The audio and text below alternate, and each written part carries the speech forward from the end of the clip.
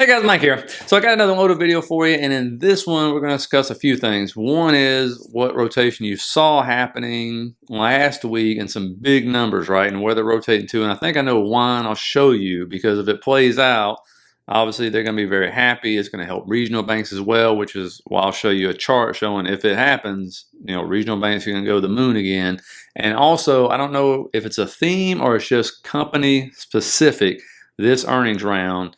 But one, top and bottom line do not matter, obviously. It's all about the guidance. And boy, if you come up and you don't give the market what they want on guidance, they're crushing stocks. But in particular is the travel stocks and these buy now, pay later companies and one other sector we'll look at. And I'll show you what I'm talking about.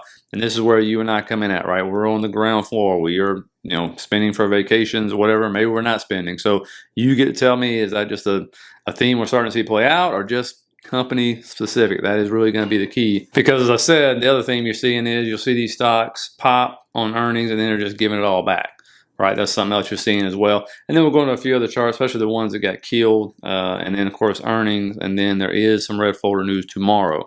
Now, where does some big money rotate into? And this, of course, is the weekly fund flows coming in from last week. And you can see, boy, they like their bonds, right? They rolled billions into different kind of bonds. That is for sure. No ifs, ands, or buts about it. And they put more into those combined than you saw going into, well, large cap only got $1 billion, but they came out of small caps and mid caps and cyclical sectors, right? But really those bonds, I think what they're looking at is obviously the 10-year has been rolling over, right? But when you look at this, what is the 10-year in clearly here? It's just in a channel, okay? And when you look at it, we go ahead and print this up for you. You can see it got a bounce at the bottom of the channel. So if this bounces, all right, and continues to move up in this channel, that's bad for stocks. But if it breaks out of this channel, then it can absolutely go into like a waterfall type effect. That's usually what happens when something breaks a channel, as you saw back over here, right? And we'll just put another channel in here, make it look all nice and pretty for you. As you can see, it just kept bouncing on that bottom part right there. Just kept bouncing. And when it finally, the dam finally broke, you got a huge move down. And this is when regional banks and everybody was flooding into TLT, going just absolutely crazy because they have an inverse relationship, which I'll show you. And so we'll have to see which one plays out. But again, that's what I'm talking about with KRE. When you look at this, what has it done recently? As I told the members, it broke out this 2-year-long trend line recently, right? And it's retested it. As we zoom in here, you'll see it's retested it twice so far.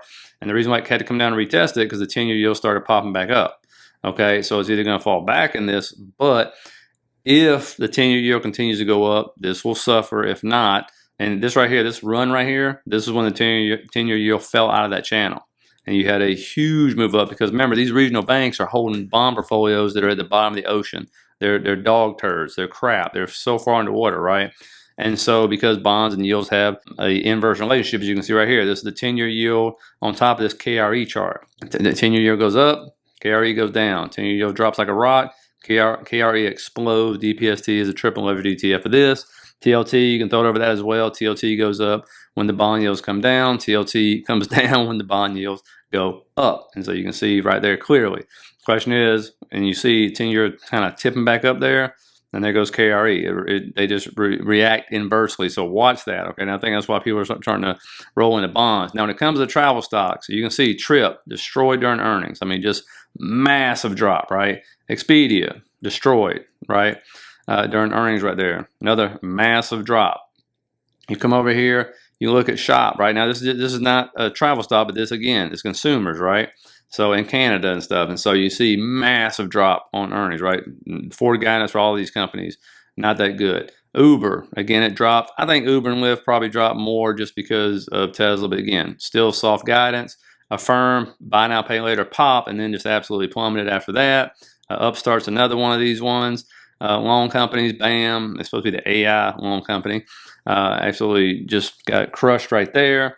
And then when you look, travel stocks are mixed, right? You got Wynn, Hilton, Airbnb reports tonight. We'll see how that goes. Again, your cruise ships, your airlines, and stuff like that. What's funny about this is, though, is you can tell that the large institutions have picked their winners. Like, and I always say you get a list of these things and you just go through the charts and you'll see who the winners are, right? What am I talking about? Well, if we go into, like, let's say the cruise stock, CCL, they don't like CCL, right? Norwegian, they don't like Norwegian. Oh, Royal Caribbean, They like Royal Caribbean, right? That is the winner of that group. You go on the airlines, UAL, maybe. Love, absolutely not. They don't like it. American Airlines, they definitely don't like that one. Delta, ooh boy, look at that. Oh my goodness. Yep, they like Delta for sure, right? You go into Wynn, hotels, they don't like that one. But Hilton, oh boy, they like it, right? So just pull out on a weekly. That right there, you know where big money's putting their money at, and the winners they love to see. So those are the winners they're choosing right there. And so those are doing good. So maybe it is company specific. That's what we have to see. But again, on a side note, like if you're going these ETFs like jets, sure, you'll get some decent pops. But as you can see, most airlines aren't loved, right? And so, the cruise ETFs, this ETFs, I mean, because most of those stocks in those ETFs are losers, right? They're just trading sideways, doing nothing. And you saw what Delta was doing. So you can pick out a winner just by following the big money, just FYI, when you look at them on a larger time frame. And so anyway, let me know, are you guys planning vacations? Are you hearing all your friends and family saying, we're cutting back, right? That's the big thing. Are we cutting back? I know credit card delinquencies at smaller banks are like record highs. Credit card delinquency at the largest institutions, the top 100, are really low. They've ticked up. You'll see this thing where, they ticked up. But, I mean, they're way down there compared to the past or previous times. And so it's just the smaller banks are getting hit on all ends. So let me know in the comments what you guys are doing, what your family and friends are telling you they're doing. And that way we'll know if it's just a company-specific thing or we're starting to see a trend because we're going into summer, right? So you would think forward guidance would be pretty good for these companies, but it's not happening. Now, watch a few stocks here. AMD, once again, just following this trend line, guys. Just following this trend line down. It's been sitting there since March. So if it does break out of this trend line, what normally happens, as we've seen on Chinese stocks and others, when they break trend lines like this, they tend to explode up. So watch 165. If finally breaks above this, this will be hard to do if the semiconductor stocks continue to show weakness, especially on earnings and things like that. And so, again, if it breaks below, I personally would love for this to come down, hit the 200 moving average. I made that very clear. That would be a great confluence. Around 200, right below that's good support. A lot of anchored VWAPs, right, from very specific points of interest and stuff. So that will be good. But again, we'll see how there's a couple, or one is in particular important tonight. We'll see how that goes. Again, when you look at Nvidia, of course, Nvidia just, it continues to go up pretty much, but it's basically just in this channel, right? They got it in this short-term channel right here. You can see it's respecting it right now. Hit the top 2 days ago. So now it's kind of just sitting there flat, consolidating, coming down. So do we come to the bottom of the channel, or are we going to hold 890 right there and then do the bounce? And the real question is, are they trying to run this up, not for earnings, but usually when there's a big event on the horizon, what happens? And I think it's this one right here, the March 18th to the 2022 event they're holding for the Game Developers Conference, which who knows if they're going to make more announcements and stuff. I know the CEO speaking and everything. So it could be, buy the rumor, sell the news events. But when you go back and look at the chart, I mean, this one has had a huge move. And understand, it is only shockingly about, 7% away from all-time high. And you go, oh, that's a huge move. It's like, give me a break. Seems like a lot, but if you look at some of these candles, whether they're green or red, this thing can make some very big moves, and we know it. And so again, I don't think they're trying to run up for earnings. I think it's kind of running for this event. We'll see if they sell it down after the event, but they could be kind of run up to earnings. But the big thing about that is, I mean, if you look at what's happening to all these other semiconductor stocks, it's the guidance, right? None of them are giving this crazy guidance like they were given the last 2 quarters, and they're getting punished for it. They're getting beat down for it because they're kind of looking at them saying, yeah, these are fakers, not makers, right? And Nvidia right now is the only one so far that's continued, and we'll see what happens this time, to give just insane type of guidance at the top or even above expectations. So that's really what matters, is going to be the guidance, not where they hit top or bottom line. Now, of course, Tesla, here's the Elon pump right here with the robots and everything else. And then, of course, here's reality setting in, people taking profits, realizing, yes, that was the best earning call he's ever done. And again, giving the market what it wanted on that long-term trend line, of course, it made the big pump. Now, it did hold 170. That was kind of a key level right here for sure. There's no doubt about that. If it breaks that, you definitely come down into this support area right there around the 163 area.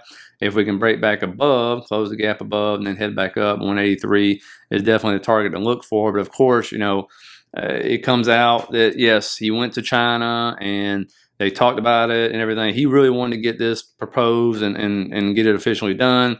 But it wasn't officially done when it comes to these robo-taxis over there, right? They're more than welcome to, and basically telling you in this that, yes, they didn't authorize them immediately, but of course, if you want to do some testing, that's what you can do. So of course, they want to do it in Shanghai, so they still got permission to do it in Shanghai and do the testing. So this is going to take time, right? I mean, it's red tape stuff, all that good stuff.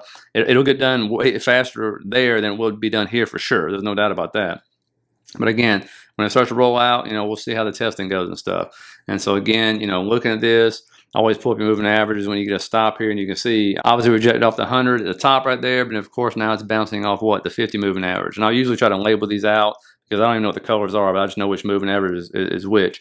And so that's the 50, and so that's where it got its bounce in confluence with support right there. We'll see if it can hold the 50 moving average. If it does, obviously that will be bullish for Tesla going forward. Now, looking at Shop, this is the one that got absolutely destroyed, e-commerce company out of Canada. And the street did not like their guidance. You put the moving averages on this one, it's below all of them.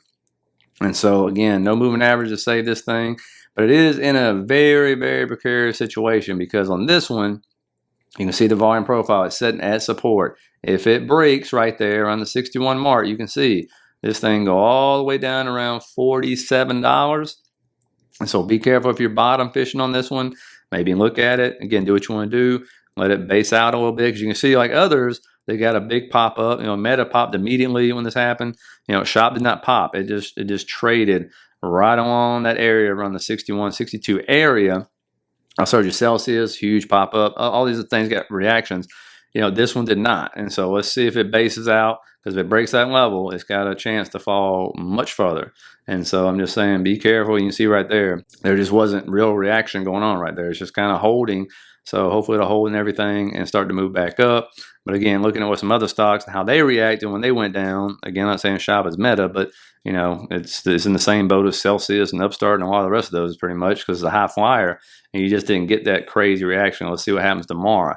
Now, when it comes to earnings, you're going to have some high flyers, roadblocks right here. You're going to have Plug coming in as well. Then in the afternoon, Marathon, SoundHound, Unity, and then you'll have another crypto miner, CleanSpark. And then when you look at Red Folder News, we'll have unemployment claims before the market opens, and then a 30-year bond auction at 1 p.m., which the market pretty much ignored the 10-year bond auction today. There wasn't any major reaction. And so yesterday's bond auction was kind of the same thing. And so you get in those moments where it just kind of goes, it's okay. So we're good to go. We're not having any major reaction. Now, I did want to end with this for those who stay with me. Stanley Druckenmiller did an interview, and I always say it's a year first. Right? I've been saying it for 4 years. It's just stuff you just never see before. I did a video yesterday for the members showing we've never seen this before, and talking about unemployment, everything else, the unemployment numbers, and how the business cycle or economic cycle is playing out and stuff, and where we're at. But Stanley Druckenmiller is one of the greatest investors of all time. I love his philosophy. If you don't know anything about him, do yourself a favor and look him up. Like, he really is. He made some unbelievable returns back in his career, especially in the bad years as well, not just good years. But here's him talking about like something we've never seen before again, right? Like Bidenomics, if I was a professor, I'd give him an F. Basically, they misdiagnosed COVID and thought we were going into a depression. The Fed did too. I worried about it too in early days. The Fed eventually pivoted, better late than never. Treasury is still acting like we're in a depression.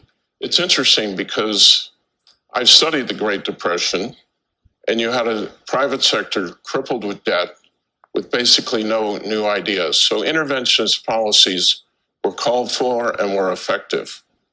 The private sector could not be more different today than it was in the Great Depression.